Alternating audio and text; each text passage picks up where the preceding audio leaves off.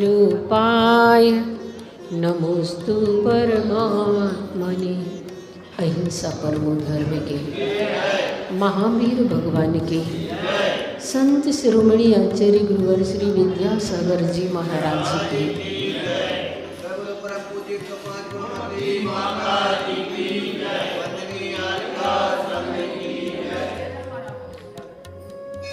कल हमने समझा था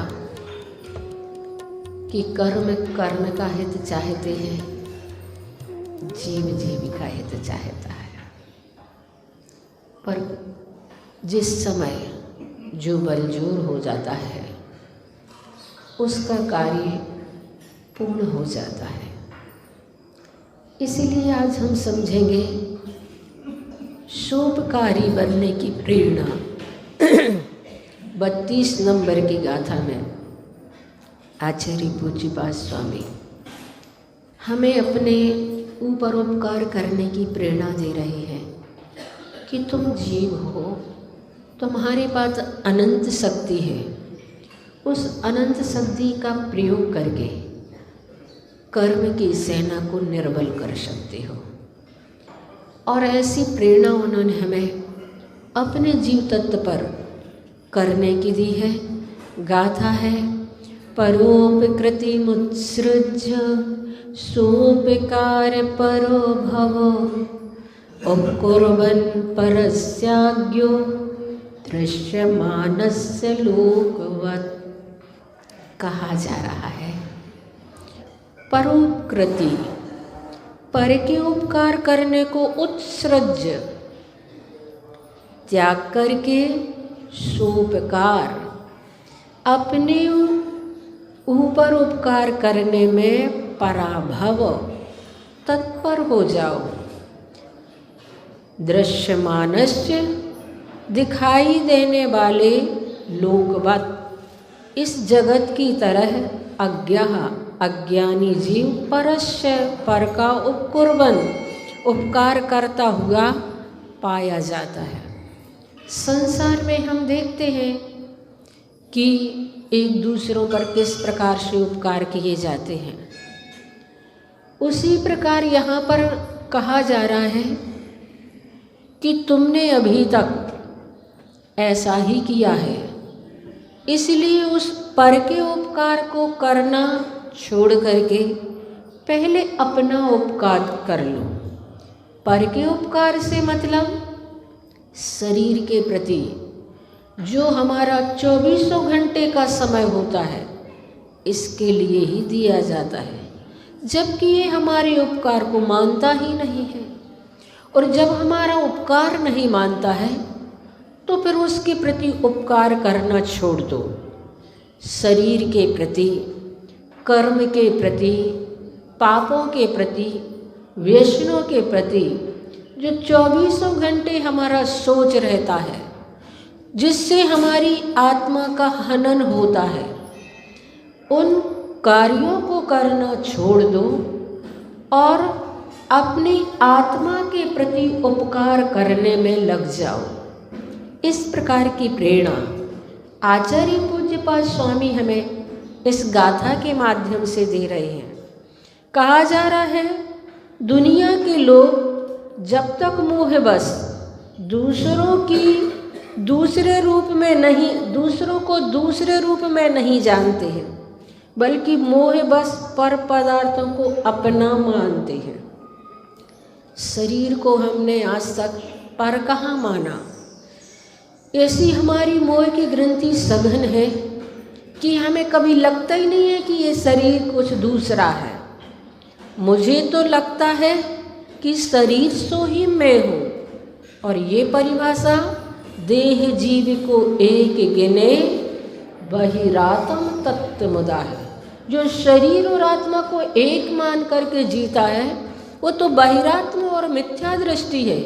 पर मोह का इतना प्रबल प्रभाव होता है कि इस पर रूप शरीर को कभी पर मान्यता में आता ही नहीं है। तभी तक उन पर उपकार करते चले जाते हैं। ज्यों ही ज्ञान बस अपने को अपना और दूसरे को दूसरा जानने लग जाते हैं, तो ही दूसरों का उपकार छोड़कर अपने आत्म तत्व का उपकार करने में तत्पर हो जाया करते हैं। यह ज्ञानी की पहचान है, सम्यक दृष्टि की पहचान है। अतः अज्ञता छोड़ो और विज्ञता को स्वीकार करो। जो हमेशा दूसरों का अर्थात दूसरों से मतलब है शारीरिक आदि पर पदार्थों का उपकार करता रहता है, यह उसकी अज्ञता है, उसका मिथ्यापन है, उसकी नादानी है। प्रश्न उठता है कि तो फिर विज्ञता क्या है? कहा जा रहा है इसके समाधान में कि भेद विज्ञान के बल पर स्व अर्थात आत्मा को आत्मस्वरूप से और शारीर आदि पुद्गल को पुद्गल स्वरूप में जानना विज्ञता है। इसलिए अपने अंदर वेद विज्ञान जागृत करो। और संक्षेप में यहाँ कहा जा सकता है कि वास्तविक वस्तु स्थिति को जानना ही विज्ञता है और वास्तविकता को नहीं पहचानना अज्ञता है। इसलिए आचार्यों ने कहा है, अगर वास्तव में तुम स्व और पर का वेद विज्ञान कर लोगे तो आद हिदम का दब्बम। आचार्यों ने कहा है कि वास्तव में सबसे पहले अपना हित कर लेना चाहिए। यदि सक्कदि परहिदम च का दब्बम, यदि तुम में सामर्थ्य है तो पर का हित कर लो, लेकिन सबसे पहले तो अपना ही हित कर लेना चाहिए। आद हिदम पर हिदादो आद हिदम सुट्टु का दब्बम। कहा जा रहा है कि आत्महित और परहित दोनों में से अगर कहा जाए कि अच्छा कौन है तो सबसे अच्छा माना जाएगा आद हिदम का दब्बम। आत्महित करना सबसे हित माना जाता है, सबसे अच्छा माना जाता है, बुद्धि मानी जाती है, विद्युत्ता मानी जाती है। बुद्धिमान पुरुष मुख्य रूप से अपना हित पहले करते हैं, क्योंकि वे समझते हैं कि आत्महित किए बिना शक्ति होने पर भी परहित नहीं किया जा सकता। लेकिन अज्ञानी अपना हित छोड़कर सामर्थ्य नहीं होने पर भी दूसरों के हित से में हमेशा तत्पर रहता है। सभी संसारी प्राणी सामाजिक प्राणी समाज में परिवार में रहते हुए इस बात से अनुभूत भी हो चुके हैं कि दुनिया में सबका कितना भी उपकार करो फिर भी कोई कृतज्ञता ज्ञापित नहीं करते, उपकार को उपकार स्वरूप नहीं स्वीकार करते, चाहे शरीर के प्रति हो चाहे पर के प्रति भी हो। जब हमारे जीवन में कोई प्रतिकूलताएं आती हैं तब जिनका हमने उपकार किया है वे ही हमसे बहुत दूर हो जाया करते हैं, समय आने पर सब धोखा दे देते हैं, उपकारी को भी अपकारी सिद्ध करने में लगे रहते हैं। ये फिर भी अज्ञ प्राणी को यह बात अपनी ही अविद्या और मोह के कारण समझ में नहीं आती। कितनी बढ़िया बात आचार्य श्री ने कही कि वास्तव में संसार का ये स्वरूप है। भले ही तुम किसी का कितना अच्छा करो लेकिन दुनिया तुम्हारे हमेशा काट में रहेगी। तुम उनका उपकार करने के लिए भी जाओ लेकिन फिर भी वो तुम्हारे उपकार को भूल जाया करते हैं। ये संसार का स्वभाव है, ये दुनिया का एक प्रकार से स्वभाव कहा गया है।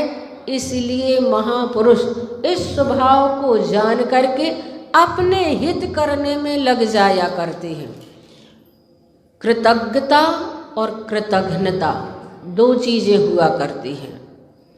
हमारे सद्गुणों में एक गुण कृतज्ञ गुण भी है और भारतीय संस्कृति में इसे बहुत महत्व दिया गया है। कृतज्ञता का मतलब होता है कि जब कभी कोई परिस्थिति में हो, किसी प्रकार की उसके पास प्रतिकूलताएं हो, उस प्रतिकूलता में उसे थोड़ा सा हमारे माध्यम से कुछ सहारा मिल जाता है तो उसके लिए वह बहुत ऊंचाई तक पहुंचाने में कारण बनता है।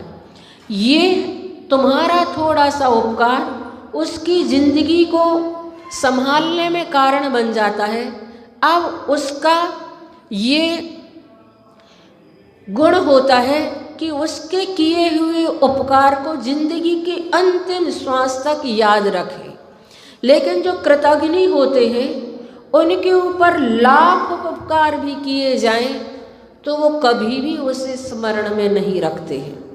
जबकि मैंने पढ़ा कि पशुओं के अंदर भी एक कृतज्ञ गुण होता है कि मानव के प्रति अगर थोड़ा सा भी उपकार किया जाता है तो वह जिंदगी की अंतिम श्वास तक याद रखता है।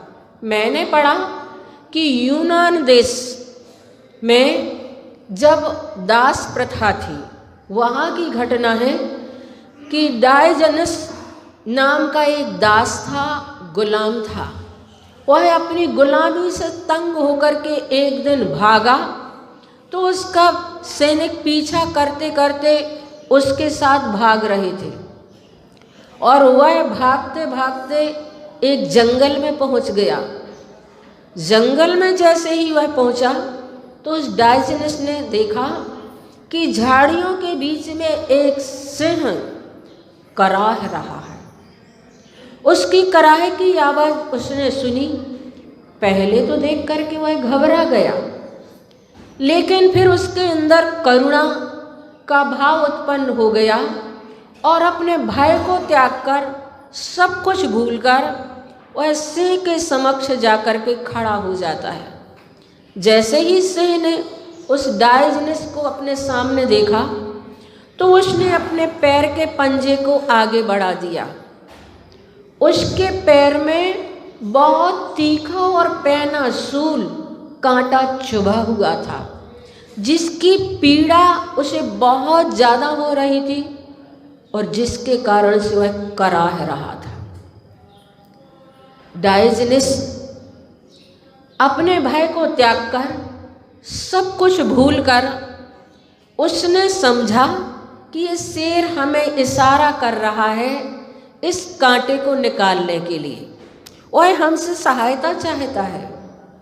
तो उसने उसके उस कांटे को निकाल दिया और जैसे ही कांटा निकाला उसकी पीड़ा कम हो गई, समाप्त हो गई उस सिंह की।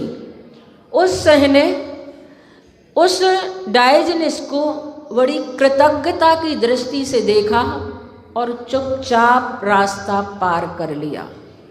कहते हैं बहुत समय बाद वह डायोजनस पकड़ा गया और जैसे ही पकड़ा गया तो उसके लिए सजा दी गई कि इसे भूखे शेर के सामने डाल दिया जाए ताकि वह इसका भक्षण कर ले, और इसके लिए यही प्राणदंड है कि भूखे शेर के सामने इसे डाल दे और चौराहे पर उसे सजा देने के लिए एक पिंजरे में 3 दिन के भूखे शेर को बंद करके लाया गया। और जैसे ही वह सिंह वहाँ पर आया, डायोजनस को उस पिंजरे में धकेल दिया गया। सिंह भूखा तो था, उस व्यक्ति को देख करके जोर से दहाड़ा और जैसे ही उसके निकट पहुंचा उससे उसकी गंध आई तो वह शांत होकर एक स्थान पर बैठ गया। लोगों ने बहुत कोशिश की कि कैसे हो वह सिंह इस व्यक्ति को भक्षण कर ले, लेकिन सिंह तो उठा, उसने उसे सूंघा, उसकी परिक्रमा लगाई और शांत अपने स्थान पर बैठ गया।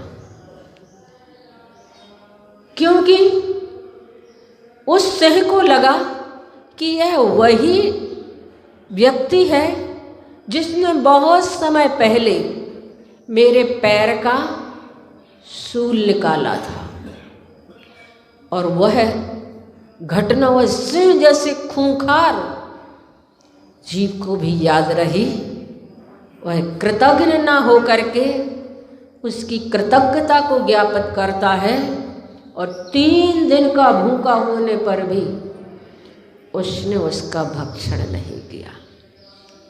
जानवरों के अंदर भी इतनी कृतज्ञता गुण होती है, पर हम कितनी जल्दी भूल जाते हैं किसी के उपकार को, कितनी जल्दी विस्मृत कर देते हैं हम दूसरों के उपकार को।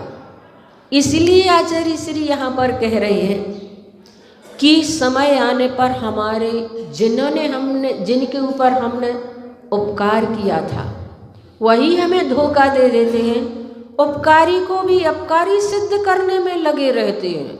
हाँ, कि हम किस प्रकार से उन्हें मजा चखा दें। पुराणों में भी अनेक उदाहरण पढ़ने को मिलते हैं, वर्तमान में भी दिन प्रतिदिन अपने ही लोगों के बीच जो वास्तव में अपने नहीं हैं लेकिन मोहबस अपना मान लिया है, जैसे कि माता पिता अपने बेटों का, अपनी संतान कब अपने ही माता पिता को अपकारी कहकर उनसे मुख मोड़ ले उसका कोई भरोसा नहीं। वृद्धावस्था में उनसे विमुख होकर रहते हैं या उनको विमुख कर देते हैं। इस संसार की बड़ी विचित्र स्थिति है। इस विचित्रता को जो समझ लेते हैं और आत्महित में संलग्न हो जाते हैं, वास्तव में वे ही धन्य हुआ करते हैं। इसलिए कृतज्ञता गुण अपने जीवन में हमेशा होना चाहिए। कृतज्ञता गुण तो इतना बड़ा गुण है, मैंने पढ़ा कि ऋषि एक गंगा नदी से स्नान करके चले आ रहे थे। उन्होंने देखा सामने से एक चंडालिन जिसके हाथ में मल से सना हुआ खप्पर है और सिर पर एक टोकरी है जिसमें मरा हुआ कुत्ता पड़ा है और दूसरा हाथ खून से लथपथ है। फिर भी वह चंडालिन उस खून से लथपथ हाथ से गंगा का जल सींचती चली जा रही है, रास्ता को पवित्र करते करते।